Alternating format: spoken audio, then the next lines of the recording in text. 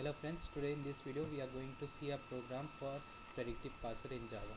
So here is my class array stack. In this class I will store the characters and I will pop it out according to my condition. So inside this array class I have character of array of type of ARR, and I have declared some variable top and size. So this one is the constructor, so it will initialize the size to 20 and array as size of 20, and after that top will be initialized to -1. So this one is the push function. So inside this push function it will check whether the size is not out of bounds. If it's out of bounds it will say overflow exception, or else it will add the respective character which is passed as parameter in the array of top. And after that the pop function. So the pop function, in that pop function will delete that character and will return it out. So void display function, in this display function will display the all the stack elements in the reverse order. So it will start from top and it will go till 0. And after that the main class is here, the class Predictive, and inside it will go to the main function. And after that inside this main function I have declared the string 2D string named as transition of size 20 into 20. And after that I have declared two variables in alpha set and state set, and I have declared two array lists. One is alphabet and one is alpha. One is for the terminal and one is for the non-terminal. So after that I have declared buffer reader for reading inputs from the user. So the first thing I am asking from the user is enter the number of terminals. I'll store it in alpha set, and enter the number of non-terminal, that I'll store in state set. And after that I will ask the user to enter the starting symbol for the non-terminal in the grammar. So I'll store it in a state character, and after that I'll ask the user to enter all the terminals simultaneously. So I have used this for loop to take the input from the user. So here the input will be stored in alphabets array. So alphabets array I have declared just above of the size of alpha set for the non-terminal, as for the terminal, sorry. Then next thing, similarly I will take input for the non-terminal and I will store it in alphas.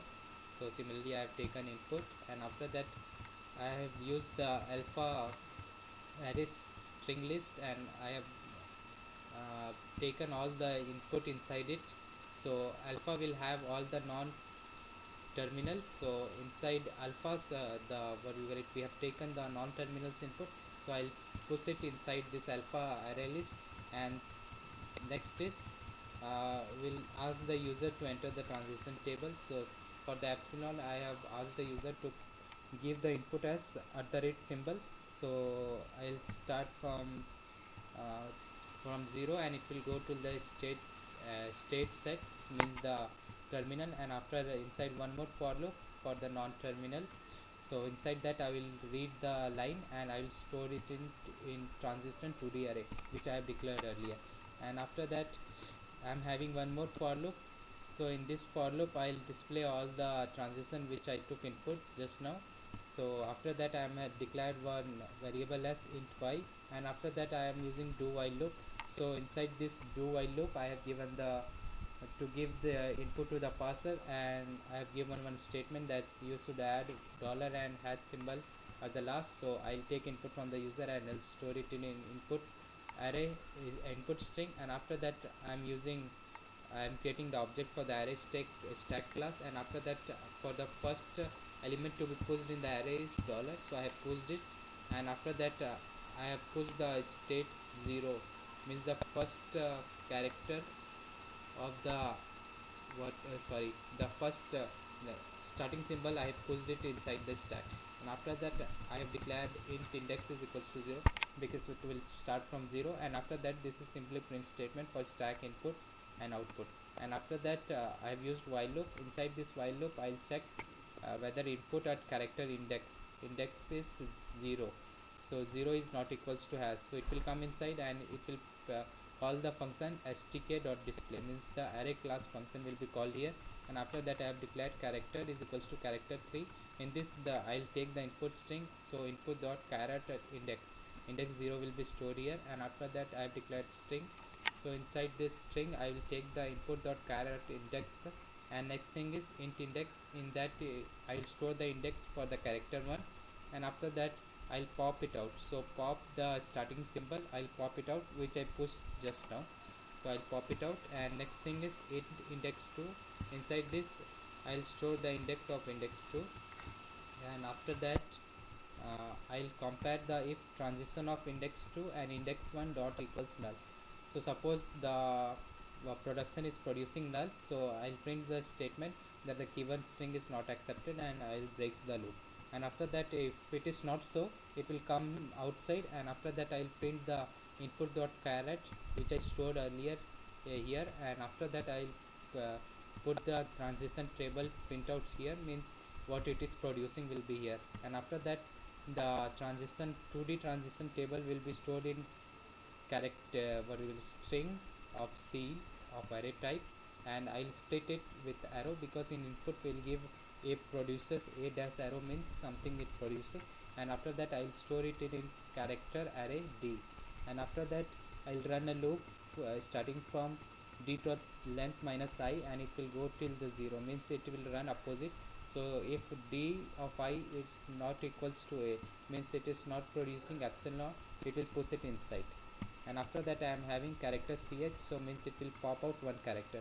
So suppose ch is equals to character 3, so character 3 we have earlier used, so I'll increment the index, or else if ch is equals to dollar, means we have reached the dollar, so I'll push stack of ch, and else also I'll push stack dot push of ch. And after that I'll come out of the while loop, so I'll check if input dot caret index minus 1 is equals to dollar.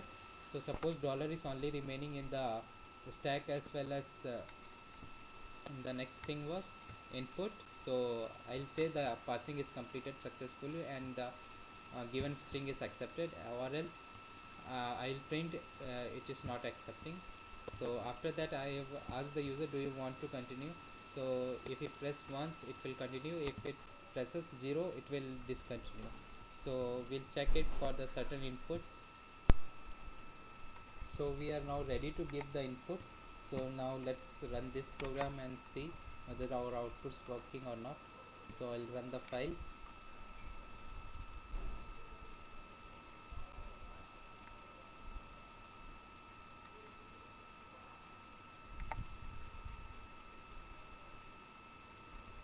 So here is our output screen. So it's asking for the number of terminals, so I'll give 6, and it's asking for the number of non-terminals, I'll give 5, and it is asking for the starting symbol of the grammar, so I'll give it a C.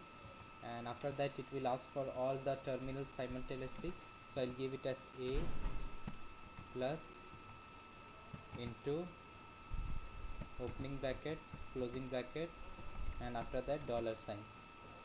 So after that I'll give all the non-terminals name, so E, and E dash I have replaced with A, and suppose T, and similarly T dash is replaced with B, and after that F.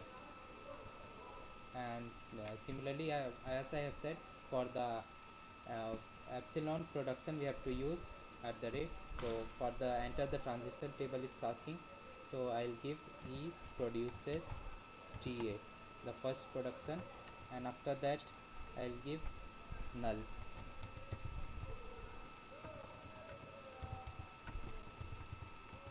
And after that again null, and after that E produces TA, and after that null, and after that for the next production I will fill it out, null, A produces A plus TA, so plus TA, and after that null, A produces epsilon, so at the rate, so A produces epsilon, so at the rate. So for next again T produces TFB, so next one is null, again the next one is null, again T produces FB, and after that null, again for the next one, the first one is null, and the next one is B produces at the rate, means epsilon, so epsilon is here, The next statement is b produces star fb, so star fb, and after that null, so b produces at the rate, b produces at the rate means epsilon, so the last production for f, so f produces in the first one, that is identifier, so f produces a is identifier here, means id, and after that I'll give null, null, so f in terms of opening brackets produces, f produces e, and after that null and null. So here is our symbol table generated here, which I given input just now. So this is suppose I give input, so I'll give a plus a star a, and I will add dollar and has at the last, so it will do the parsing, so it's doing the parsing, and at last we can see that in the input there is only dollar remaining. That means our parsing has successfully completed, and it's asking for whether you want to continue or not. So suppose I want to continue, so I'll give the next statement as a plus b, let me a plus a, let me see whether it's working or not. So it's not working, so our output is verified. Thank you for watching.